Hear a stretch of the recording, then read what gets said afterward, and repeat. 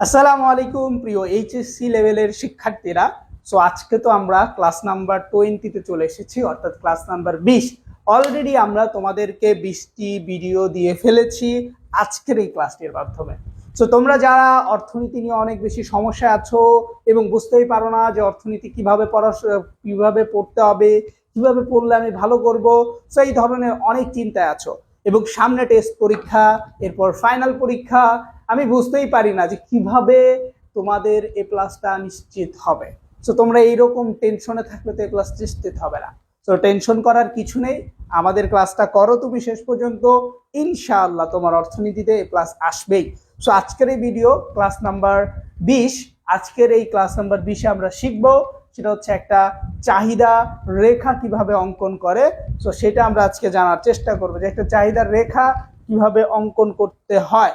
ঠিক আছে, একটা চাহিদা রেখা কিভাবে অঙ্কন করতে হয় আমি যদি তোমাদেরকে একটু বলি যে একটা চাহিদা রেখা তুমি কিভাবে অঙ্কন করবা বা একটা চাহিদা রেখা অঙ্কন করলে আমার লাভটা আসলে কি হবে। সো দেখো, তোমাদের একটা চাহিদা রেখা অঙ্কন করার জন্য এরকম একটা সূচি দেওয়া থাকবে এবং দেখো এই যে সূচিটা দেওয়া আছে, এক জায়গায় দাম দেওয়া, আরেক জায়গায় চাহিদা দেওয়া, দাম দেওয়া, চাহিদা দেওয়া, দাম দেওয়া, চাহিদা দেওয়া। সো আমাদের কি করতে হবে, এই দাম এবং চাহিদা দুইটা মিলায়া একটা সূচি অঙ্কন করতে হবে। আমি যদি তোমাদেরকে একটু সূচিটা অঙ্কন করে দেখাই, দেখো প্রথমে আমরা এভাবে দাগ দিব এবং চাহিদার ক্ষেত্রে আমি অনেক আগে তোমাদেরকে একবার বলেছিলাম, যখন আমি উপযোগ পড়িয়েছিলাম তখন বলিয়েছিলাম যে চাহিদার ক্ষেত্রে কিন্তু এখান থেকে এখানে দাগ হবে, কিন্তু দুইটা কারো সাথে মিলবে না।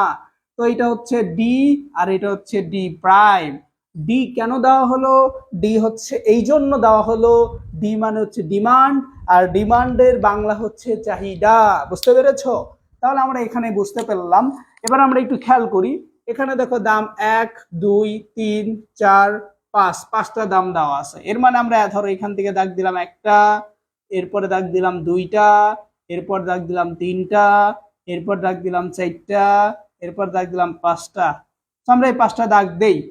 দাগ দেওয়ার পরে এখানে লিখি 0, এখানে লিখি 1, 2, 3, 4, 5, দিলাম 5। ঠিক আছে, এইখানে আমি কত দিচ্ছি, দেখো এখানে হচ্ছে আমার যেটা দিতে হবে, কি দিতে হবে খেয়াল করো। তাহলে আমরা ছোট থেকে বড় সাজাবো, তাই না? 12, 12-র পরে 14, 14-র পরে হচ্ছে 16, 16-এর পরে 18, 18-এর পরে 20। তাহলে আমরা হচ্ছে এভাবে সাজাবো। তাহলে দেখো এটা কিসের সাথে মিলে, এইখানে হচ্ছে চাহিদার পরিমাণের সাথে মিলে।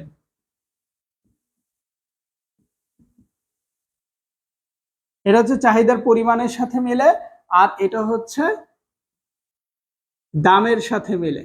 সো দাম অর্থাৎ এখানে হচ্ছে দামের পরিমাণ, এখানে কি দামের পরিমাণ, এখানে হচ্ছে দামের পরিমাণ দেখানো হয় আর এখানে চাহিদার পরিমাণ দেখানো হয়। আর এখানে হচ্ছে বিন্দু A B C D E. অর্থাৎ তুমি একটু খেয়াল করো, এখানে আমি যে চিত্রটা আঁকলাম এটা হচ্ছে একটা চাহিদা রেখার চিত্র। এখন তোমার পরীক্ষায় এটা কোথায় আসবে, এটা তোমার পরীক্ষায় প্রশ্ন নাম্বার 3-এ আসবে, অর্থাৎ সৃজনশীলের ঘতে আসবে এবং বলবে যে একটা সূচি থেকে চাহিদা রেখা অঙ্কন করতে। যখন এটা বলবে তখন তোমাকে তো একটা চাহিদা রেখা অঙ্কন করতেও হবে। তো এখন অঙ্কন করলে এর মানে কি তুমি 3-এ 3 পাবা? অবশ্যই পাবা না। কেন পাবা না? কারণ আমি তোমাকে বলেছিলাম যে যেটা অঙ্কন করতে হয় সেটা শুধু অঙ্কন করে দিলেই 3-এ 3 দেওয়া হয় না, সেটার সাথে আরো কিছু বাকি আছে। খেয়াল করো কিভাবে 3-এ 3 পাবো। যদি আমাদের গ নাম্বারে আসে তাহলে আমরা কিভাবে 3-এ 3 পাবো। 1 নাম্বার হচ্ছে আমার এখানে সংজ্ঞা দিতে হবে। কি দিতে হবে? সংজ্ঞা, চাহিদার সংজ্ঞা দিতে হবে। 2 নাম্বার হচ্ছে আমার একটা চিত্র অঙ্কন করতে হবে। 3 নাম্বার হচ্ছে আমার একটা বিশ্লেষণ দিতে হবে, যেটাকে বলা হচ্ছে চিত্র পরিচিতি। চিত্র পরিচিতি, যাকে আবার অনেকে বলে যে ব্যাখ্যা। অর্থাৎ তুমি যদি একটা চিত্রের ক্ষেত্রে এই 3টা বিষয় ব্যবহার করো, আশা করা যায় যে তুমি সেখানে পূর্ণ নম্বরই পাবা। তো পূর্ণ নম্বর পাওয়ার জন্য অবশ্যই 3টা বিষয় ব্যবহার করা যথোপযুক্ত। ঠিক আছে, আশা করি তোমরা এই 3টা জিনিস ব্যবহার করবে।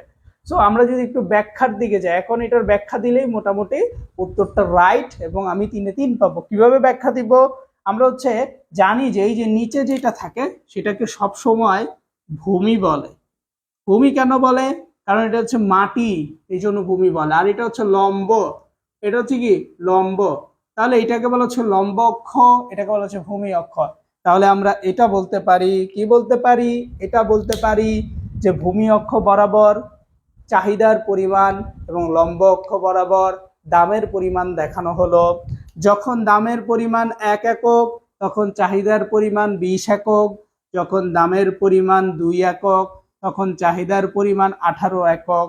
অর্থাৎ যখন দামের পরিমাণ 3, 4 এবং 5 একক, ঠিক তেমনি ভাবে তখন কিসের পরিমাণ, চাহিদার পরিমাণ যথাক্রমে 16, 14 এবং 12 একক। অর্থাৎ আমরা এইটা বুঝতে পারছি, কি বুঝতে পারছি, এটা বোঝা যাচ্ছে যে দামের পরিমাণ যত বেশি বৃদ্ধি পায় চাহিদার পরিমাণ তত বেশি হ্রাস পেতে থাকে। অর্থাৎ আমরা এটা বুঝতে পারলাম দাম এবং চাহিদার মধ্যে বিপরীতমুখী একটা সম্পর্ক আছে। দাম বাড়লে চাহিদা অটোমেটিক কমে যায়, আর যদি চাহিদা বাড়ে তাহলে দাম অটোমেটিক বেড়ে যায়।